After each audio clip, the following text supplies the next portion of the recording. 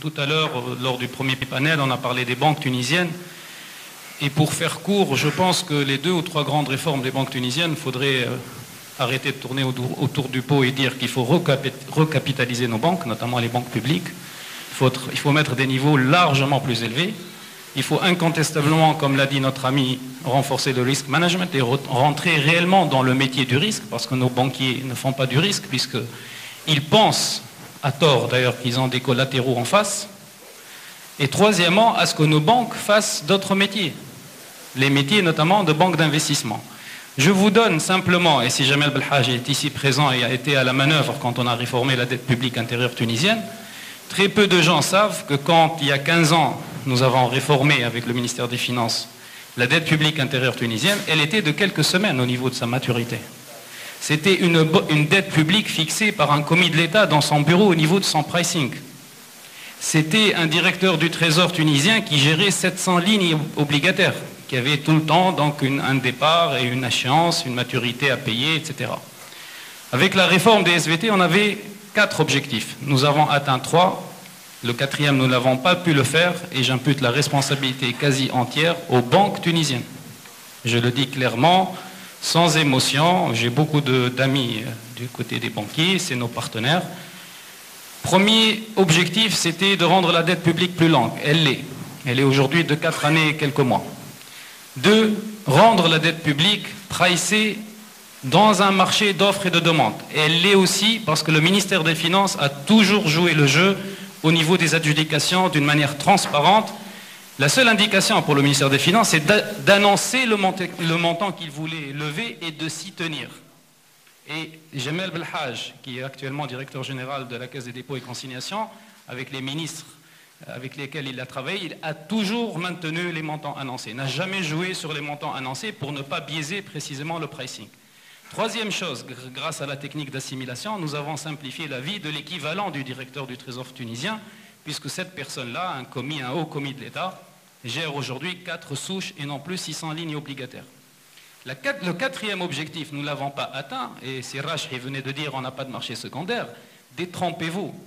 Nous avons un marché secondaire, mais qui n'est pas sur le marché. Il est intra-bancaire. La banque va à l'adjudication et revend toute la dette qu'elle achète au gros d'une manière au détail intramuros.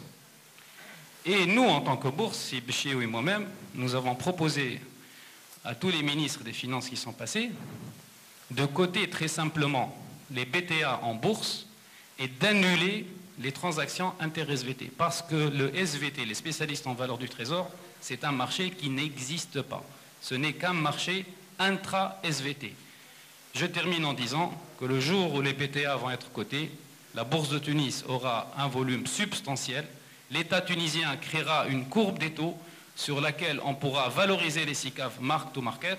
Nous serions aussi capables de créer derrière un vrai marché obligataire privé. Voici ma vision de ce qu'a dit Siraj. Merci.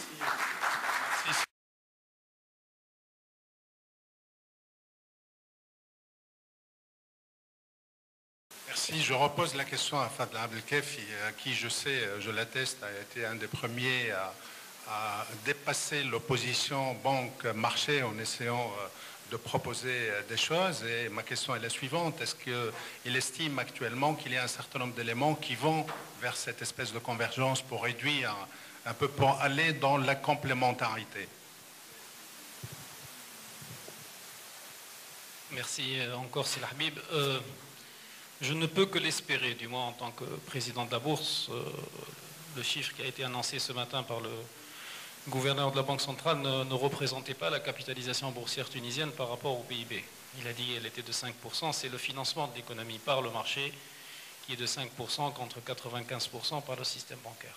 En fait, j'ai l'impression que ce système ne peut plus perdurer pour plusieurs raisons. Premièrement, les banques devraient faire d'autres métiers. Regardez aujourd'hui la structure du produit net bancaire en Tunisie. Il est substantiellement fait par des marges d'intérêt. On a l'impression que nos banques ne savent faire que ça. Or, il y a tant d'autres métiers que les banques tunisiennes peuvent développer. 2, j'ai l'impression qu'aujourd'hui, les gens qui viennent en bourse ne viennent pas par nécessairement que conviction. Ils viennent aussi à cause d'un resserrement de crédit contre lequel nous les avons mis en garde d'ailleurs pendant des années.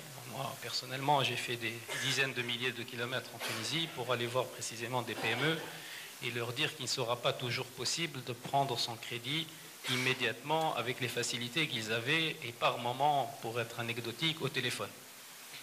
Tout ça pour dire que le système devrait changer, mais ce dont je suis sûr, c'est qu'il n'y aura pas d'émergence de marché financier et de bourse sans que les banques s'y investissent, c'est-à-dire sans que les banques créent en leur sein des départements de marché de capitaux beaucoup plus puissants, offrant précisément à la clientèle PME, entreprises de la banque, des solutions de haut bilan et non pas que des solutions de dette. Donc c'est l'Ahbib pour répondre clairement à votre question.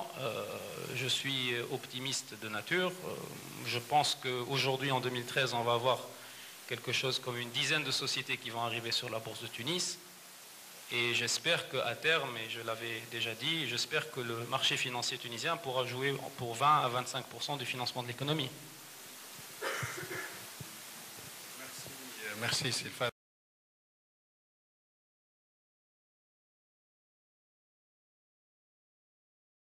Je voulais juste une petite réaction de Sylfadel.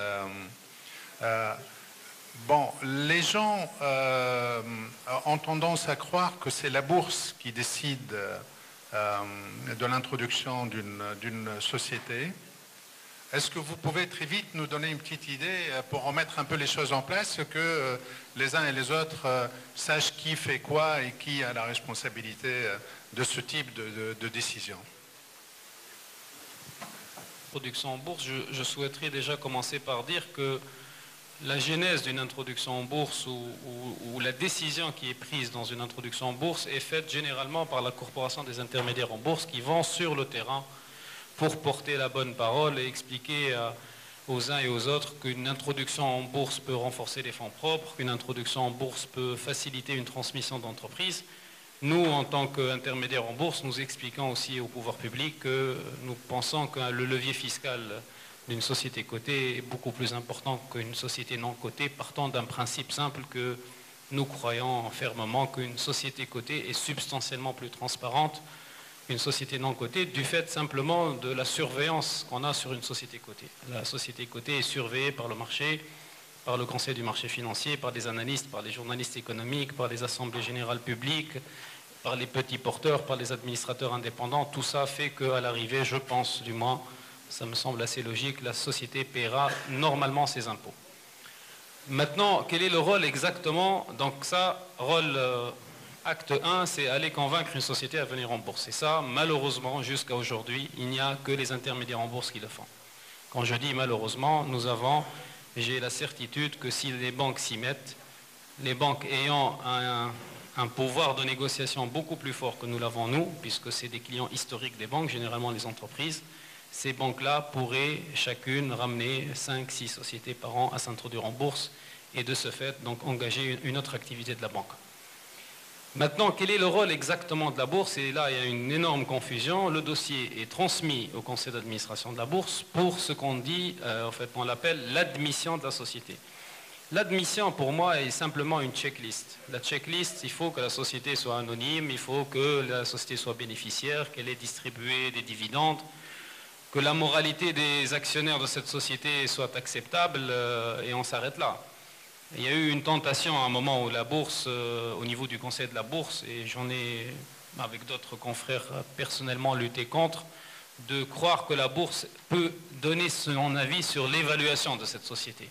Moi, je ne suis pas parmi ceux qui pensent que la bourse devrait donner un avis sur l'évaluation parce que ça part d'un principe très simple. Si l'intermédiaire en bourse qui a introduit ce dossier à la bourse, il faut bien comprendre que l'intermédiaire en bourse engage son fonds de commerce en amenant cette société à s'introduire et ça serait une véritable catastrophe pour lui de ne pas clôturer l'opération par appel public à l'épargne. Donc je considère, faisant confiance à mes confrères, que nous sommes assez sérieux pour ne pas prendre de dossier que nous ne savons pas terminer jusqu'au bout. Une fois la société admise au niveau du conseil de la bourse, nous envoyons simplement une lettre au CMF, qui est notre régulateur, qui est le conseil du marché financier, qui est le gendarme du marché, Encore une fois, il est un peu dans la position schizophrénique dont parlait tout à l'heure le gouverneur, où il est en même temps régulateur et législateur. Et donc, le Conseil du marché financier va prendre le dossier et va faire un prospectus et va surtout le viser. Dès qu'il est visé, c'est là où nous pouvons ouvrir l'appel public à l'épargne. Sans visa du CMF, il n'y a pas d'ouverture d'appel public à l'épargne. Et donc, il y a des équipes spécialisées au niveau du CMF qui aujourd'hui ont 20 ans de métier. Et ces gens-là vont regarder de très près l'évaluation, vont regarder de très près la cohérence des hypothèses, sachant qu'à la fin, le CMF mettra aussi une indication sur le prospectus pour dire que lui ne recommande pas la souscription, ne considère pas que la valorisation est bonne ou mauvaise, qu'à la lumière de ce qu'il a vu, il y a une certaine cohérence de tout ce qui a été écrit. Et finalement, l'opération est faite. Donc voilà, dernier mot, le CMF régule les sociétés émettrices qui existent en bourse, la bourse de Tunis elle-même, la banque centrale des titres que nous appelons la STICO-DEVAM et les intermédiaires en bourse. Donc le CMF est notre gendarme à tous. Merci.